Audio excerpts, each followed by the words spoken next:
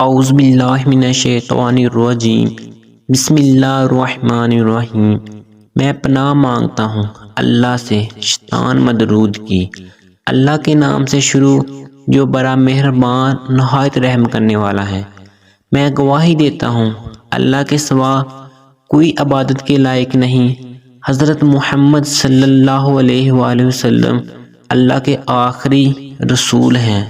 السلام علیکم اسلامی امیر کے دوستوں، بھائیوں اور میری بہنوں۔ یوں تو قرآن کریم کا ایک ایک حرف اپنے اندر بے شمار فضیلتیں رکھتا ہے اور قرآن کریم کا ایک ایک نقطہ مقدس اور قابل احترام ہے، لیکن یہ جو وظیفے کی خصوصیات اپنے اندر بہت ہی زبردست انفرادیت رکھتی ہیں اور اس کی تلاوت کرنے سے بہترین فائدے حاصل ہوتے ہیں۔ چہرے کی خوبصورتی اور روحانیت پیدا کرنے کا وظیفہ۔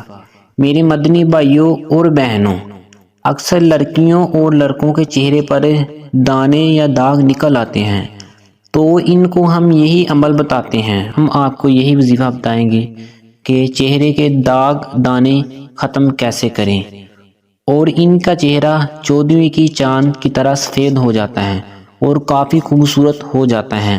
لیکن اگر ہمیشہ کی خوبصورتی چاہتے ہیں، چہرے پر نور لانا چاہتے ہیں اور داغ دپے ختم کرنا چاہتے ہیں تو آپ صلی اللہ علیہ وآلہ وسلم نے 14 سال پہلے جو علاج بتایا تھا، تو ہم مسلمان ہونے کی حیثیت سے اس علاج سے کبھی انکار کر ہی نہیں سکتے، کیونکہ آپ صلی اللہ علیہ وآلہ وسلم نے جو بتلایا وہ سچ اور حق ہیں اور اسے کبھی بھی جھٹلایا نہیں جا سکتا۔